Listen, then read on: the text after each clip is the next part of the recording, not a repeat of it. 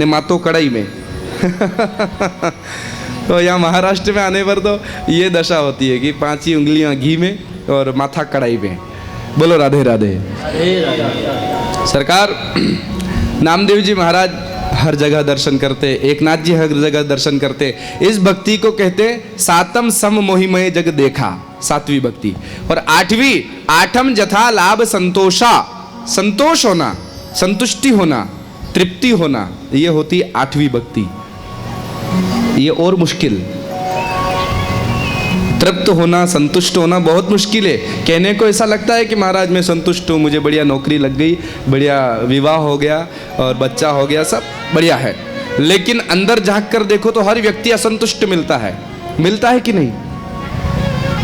थोड़ा और सरल करके समझा देता हूँ, आपको समझ में आ जाएगा। पैदल चलने वाला व्यक्ति सोचता है कि काश साइकिल होती तो साइकिल में मैं क्या नहीं कर लेता। कल एक महानुभाव हमसे मिले, एक श्रीमान जी मिले, नाम क्या था उनका, 12 ज्योतिर्लिंग उन्होंने साइकिल से ही कर लिए। 12 ज्योतिर्लिंग की यात्रा।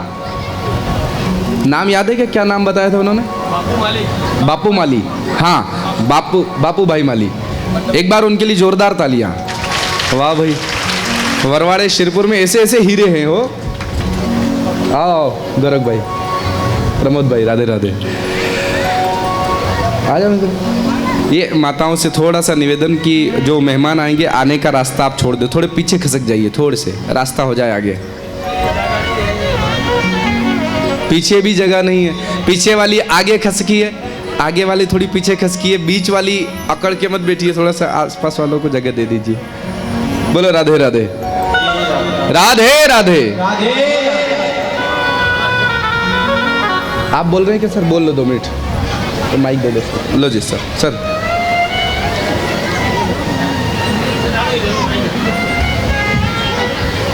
सर्व माता बहिणींना विनंती आहे की इथपर्यंत स्टेजपर्यंत येऊन गेले, थोडं मागे सरकून जा आणि पुढचे थोडे पुढे सरकून जा आणि तर जागा करून घ्या थोडीशी। अरे वाह वाह, पधारिए सर। शाहदा से हमारे नंदलाल निजरे सर, गौरव भाई, थोड़ा मागे सरकून जाए। आइए।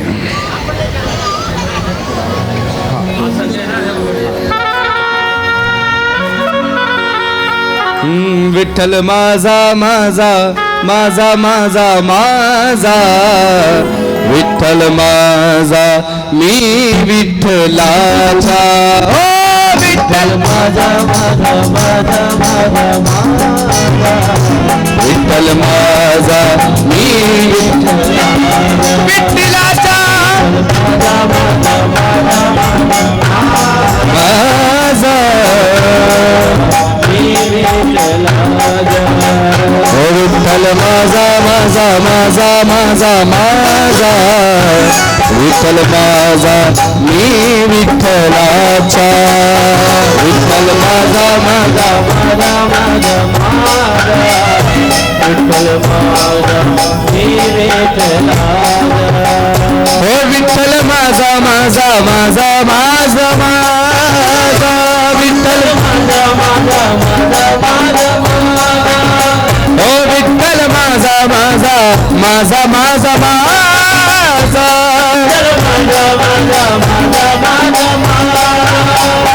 विठ्ठल माझा माझा माझा माझा माझा, विठ्ठल माझा मी विठ्ठलाचा, विठ्ठल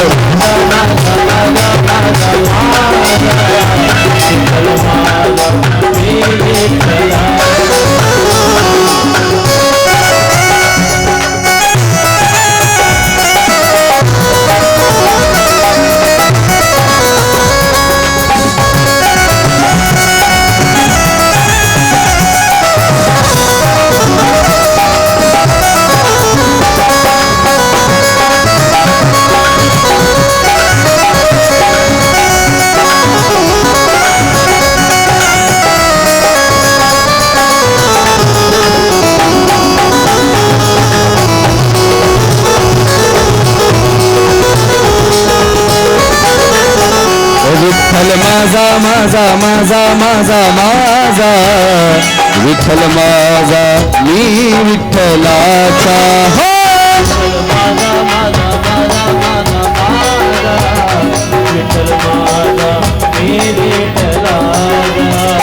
विठ्ठल माझा माझा माझा माझा माझा विठ्ठल माझा मी विठ्ठलाचा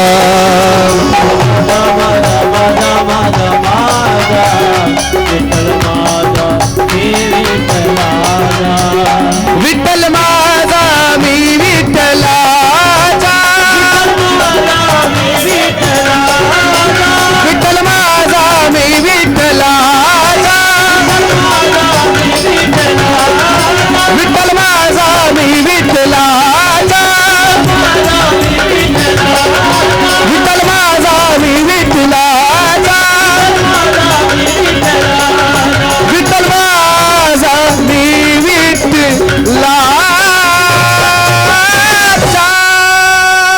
बोला पंढरीनाथ भगवान की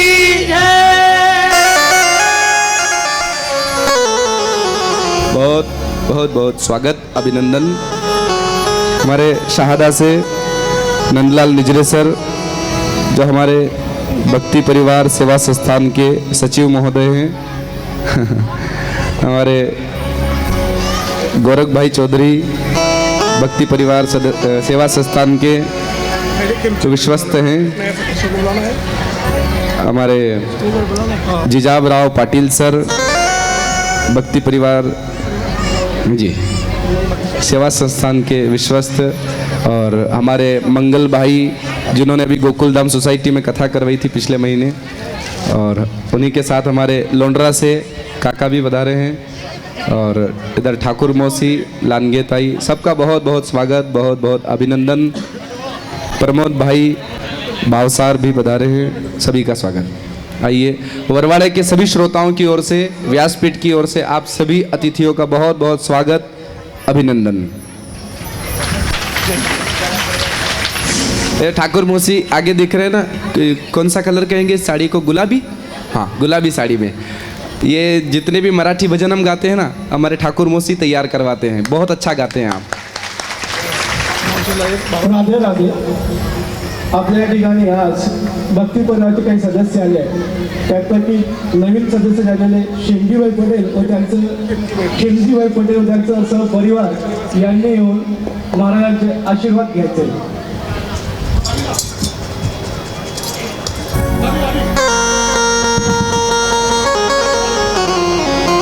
आइए खेमराज जी पटेल ट्रेडर्स वाले हमारे शिष्य खेमराज जी पधारे हैं बहुत बहुत स्वागत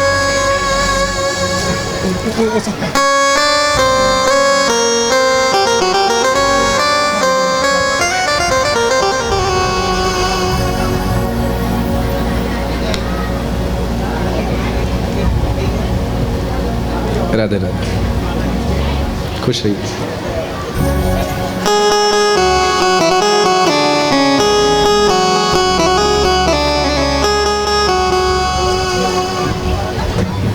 हमारे प्रतिवर्ष भक्ति परिवार के द्वारा तीर्थों में कथाएं आयोजित होती है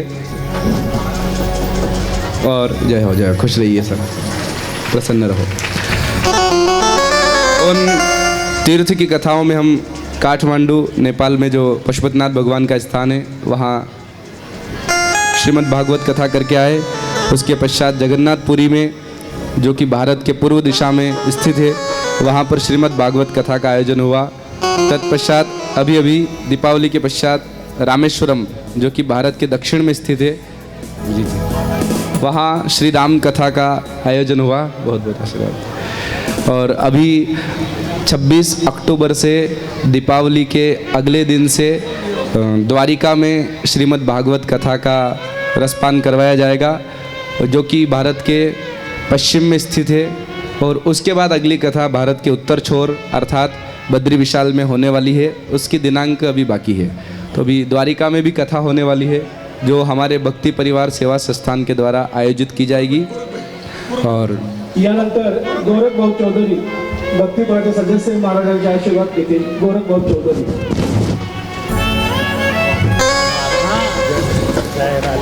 राधे राधे राधे खुश रहिए करो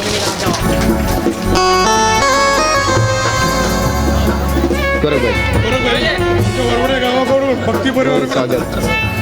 ये JM पाटील सर, आदरणीय JM पाटील सर, हमारे भक्ति परिवार सदस्य के उपाध्यक्ष महोदय JM पाटील सर व परिवार। हमारे बटू भाई हैं, भक्ति परिवार सेवा संस्थान के उपाध्यक्ष हैं।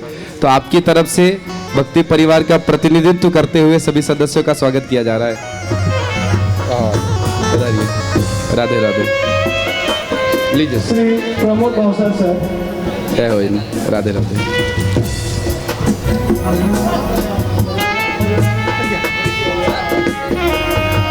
आदरणीय प्रमोद भावसार सर व सहपरिवार। खुश रहो। जय हो प्रमोद भाई, खुश रहो। श्री मंगलदास डांगणे परिवारसह मंगलदास डांगणे यांनी व्यासपीठावर येऊन महाराजांचे आशीर्वाद केले। जय हो प्रभु, खुश रहो। आइए, ये हमारे मंगल भाई हैं। मंगल भाई की एक विशेषता आपको ये जानकर बहुत खुशी होगी। आप शहादा में अन्नपूर्णा चाइनीज़ के नाम से एक छोटा सा वो रेस्टोरेंट चलाते हैं, परंतु इनके घर जब कथा हुई, इतने भाव से इन्होंने कथा करवाई, इतने भाव से कथा करवाई कि जिस समय इधर कृष्ण जन्म हुआ उसी समय एक ये बढ़िया गैया की सेवा करते हैं, इनके घर पर गाय है। तो उस इधर कृष्ण जन्म हुआ और उधर गैया ने भी एक बछड़े को जन्म दिया, उसका नाम गोकर्ण रखा गया। और उसी कृष्ण जन्म के समय ही इन्हीं की गली में, पीछे वाली गली में एक छोटे से लाला का भी जन्म हुआ। तो ये दो घटनाएं इनकी कथा में हुई थी। तो बहुत भाव से जो कथा करवाई तो भगवान ने उसका अनुभव दिया। मंगल भाई बहुत बहुत आशीर्वाद। आदरणीय श्री तुकाराम निजरे सर, मंगल भाई खुश रहो। आपल्या सर्वांना सुट्टीसाठी सांगतो, श्री क्षेत्र मस्ती- द्वारकाधीश धाम, श्री क्षेत्र द्वारकाधीश धाम 28 ऑक्टोबर ते 30 नोव्हेंबर पर्यंत कथेचा कार्यक्रम आहे। मुख्य यजमान श्री पृथ्वीराज कलानी भक्त परिवार शहादा, श्री पृथ्वीराज कलानी भक्ती परिवार यांच्यातर्फे द्वारकाधीश क्षेत्र धाम येथे कथेचे आयोजन केलं आहे। 28 ऑक्टोबर ते 30 नोव्हेंबर पर्यंत आपणही सहभागी होऊ शकता। संपर्कासाठी बटूभाई यांना भेटावे।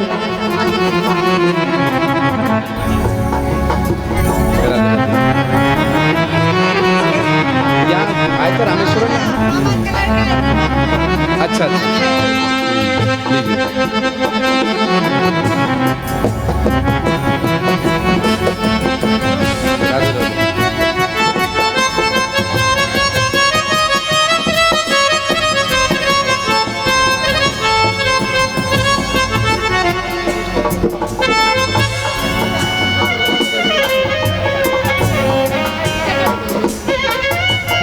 आदरणीय श्री निद्रे सरांचे सत्कार भक्तिबळाचे उपाध्यक्ष आदरणीय बटूभाऊ यांनी करावा अशी विनंती करतो।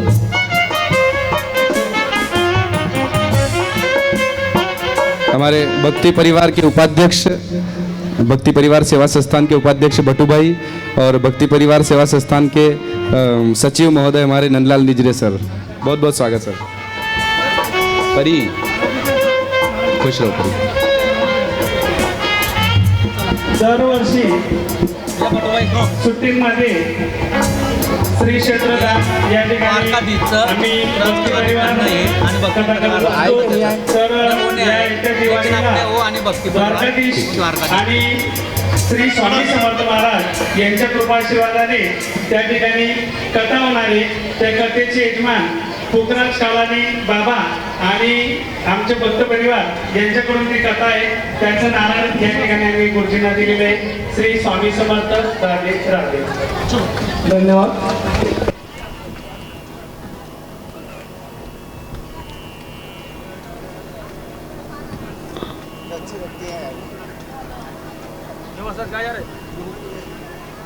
राधे राधे, जोर से बोलो, राधे राधे।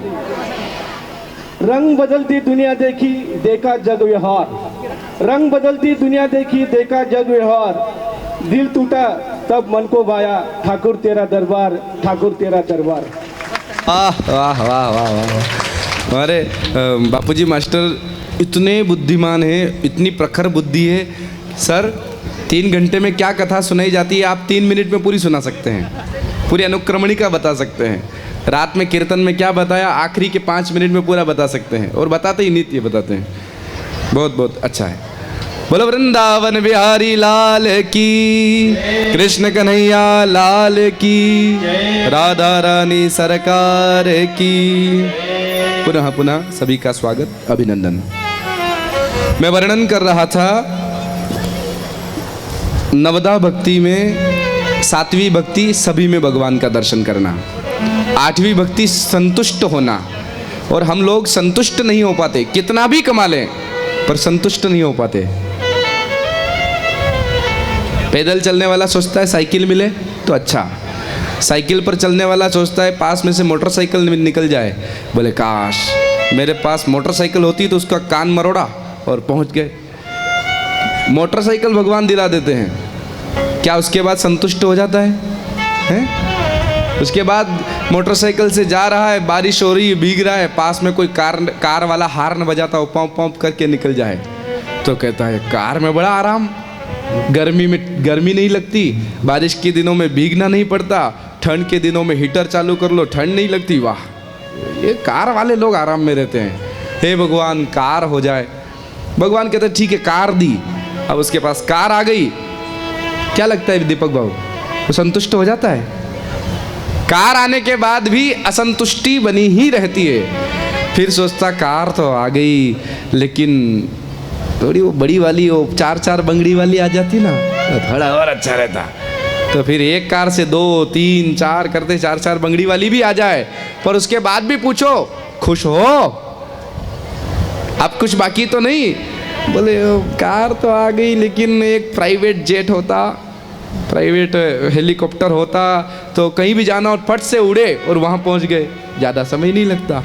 तो भगवान कहते ठीक है ये हेलीकॉप्टर भी दिया प्राइवेट, अब वो हेलीकॉप्टर भी जिसको मिल जाए, बड़े बड़े सांसद विधायक और बड़े बड़े मंत्री लोग जो रहते हैं इनके प्राइवेट हेलीकॉप्टर रहते हैं। पर सर इनसे जाकर पूछो कि आप संतुष्ट हो, जवाब मिलेगा अभी भी नहीं।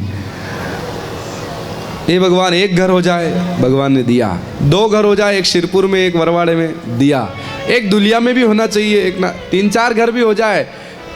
अब तो घर हो गए, बंगले गाड़ियाँ सब हो गए, बड़े बड़े विला बन गए, कॉलोनियाँ काटने लग गए, कॉलोनाइजर बन गए, अब संतुष्ट? बोले नहीं, आजकल सुना है मंगल ग्रह पे भी प्लाट मिलने वाले हैं, ले आओ। और मुझे लगता है भले मंगल ग्रह पे भी इसको जगह मिल जाए ना, फिर भी संतुष्ट नहीं होगा। कहने का मतलब माया मरी न मन मरा, मर मर गया शरीर,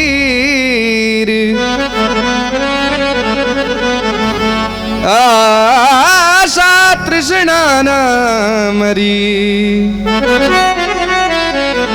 कह गए दास कबीर। संतुष्ट होता ही नहीं, तो संतुष्ट हो जाओ तो भक्ति के 8वें पायदान पर 9वीं भक्ति, नवम सरल सब छन सलहीना।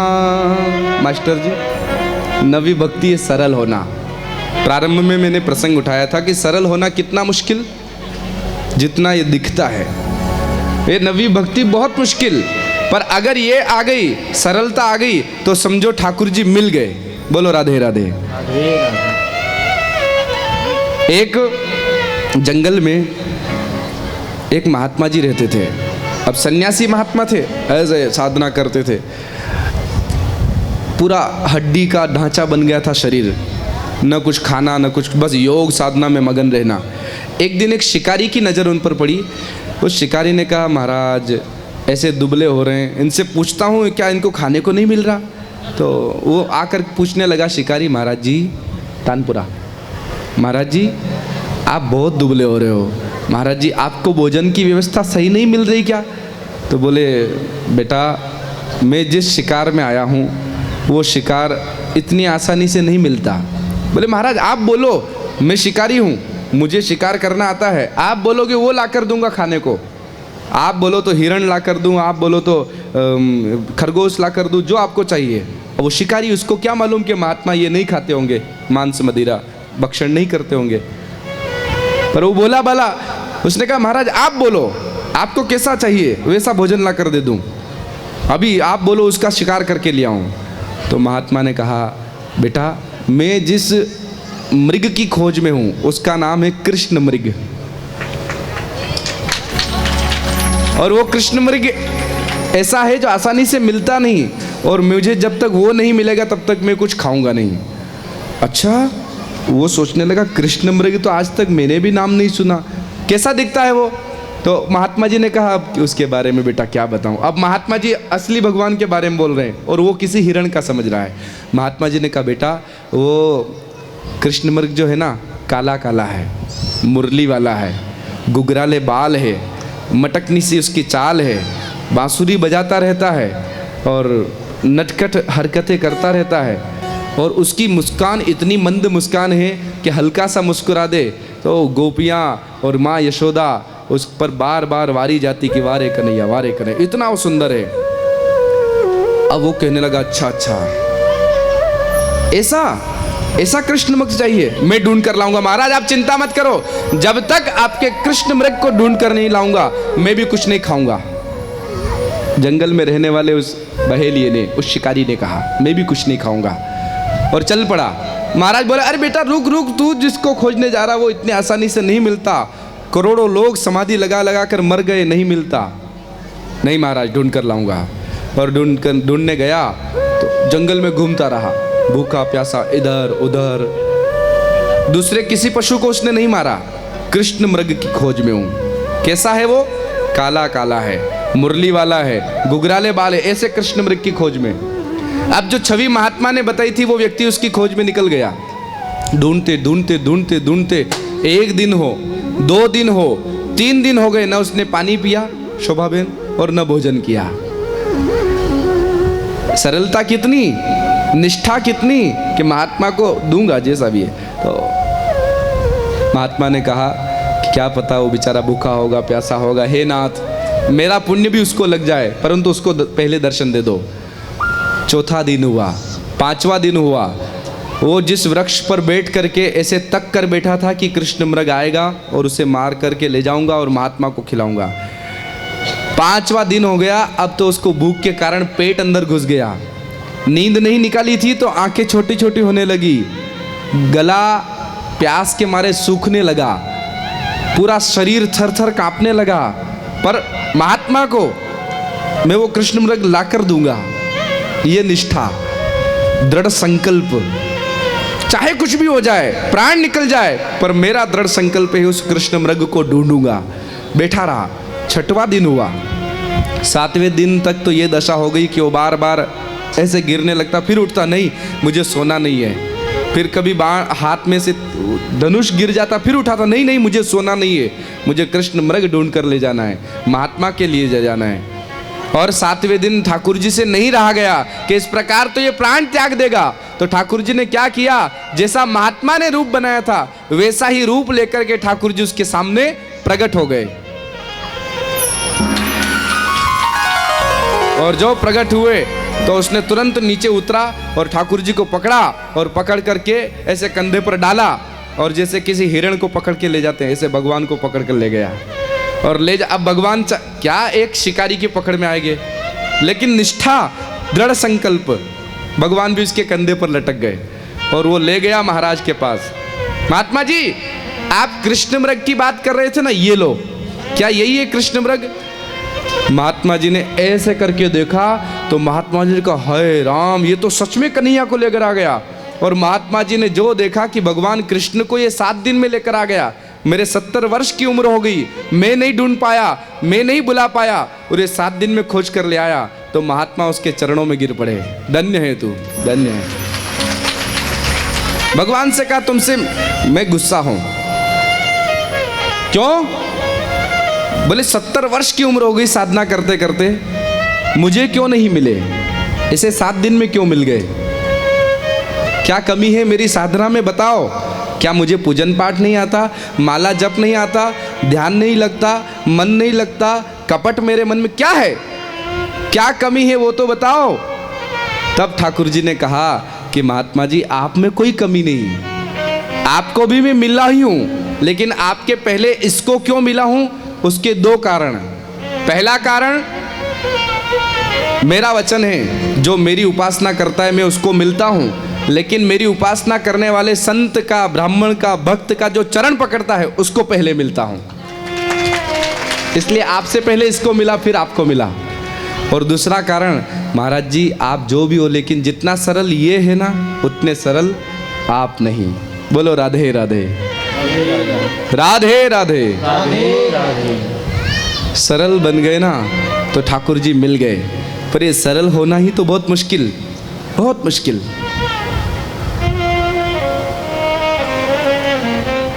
कल हम सभी ने प्रसंग सुना कि मनु जी महाराज की 3 कन्याएं और 2 पुत्र हुए।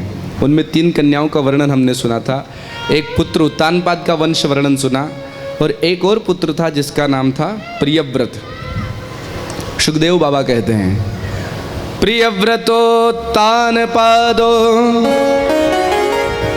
प्रियव्रतो भागवत आत्मा राम कथम मुने गृहे रमतयन्मूलः कर्म बंध पराभव। प्रियव्रत जी महाराज पहले सन्यासी बने, पर ब्रह्मा जी ने कहा कि नहीं, ये सीढ़ी है, ब्रह्मचर्य, गृहस्थ, फिर वानप्रस्थ, फिर सन्यास, इसलिए पहले गृहस्थ बनो। तो प्रियव्रत जी गृहस्थ बने, और गृहस्थ जब बने तो प्रियव्रत जी के एक पुत्र हुआ जिसका नाम रखा गया आग्निद्र। आग्निद्र के पुत्र हुए नाभि, नाभि के पुत्र हुए ऋषभदेव, और ऋषभदेव के पुत्र हुए श्री भरत जी महाराज। बोलो भरत जी महाराज की राजा थे, बढ़िया राजपाट चल रहा था, लेकिन घर में माला करते करते बुढ़ापा आ गया, भगवान मिले नहीं, मन लगा नहीं। एक दिन विचार कर लिया कि अब घर में रहकर भक्ति नहीं करूंगा, अब जंगल में जाऊंगा। और भरत जी महाराज ने तुरंत घर परिवार छोड़ा, अपने सुमति नाम के बेटे को राज्य सौंपा, और भरत जी महाराज गंडकी नदी के किनारे चले गए। कथा से आप परिचित हैं, दामोदर कुंड गंडकी नदी के किनारे बैठकर माला जपने लगे। सरकार यही तो बात है सीखने की, बुढ़ापा आएगा और बुढ़ापे में भक्ति करेंगे, पर सोचो बुढ़ापा आया ही नहीं तो। अच्छा, कितने लोगों को पक्का विश्वास है कि हमारा बुढ़ापा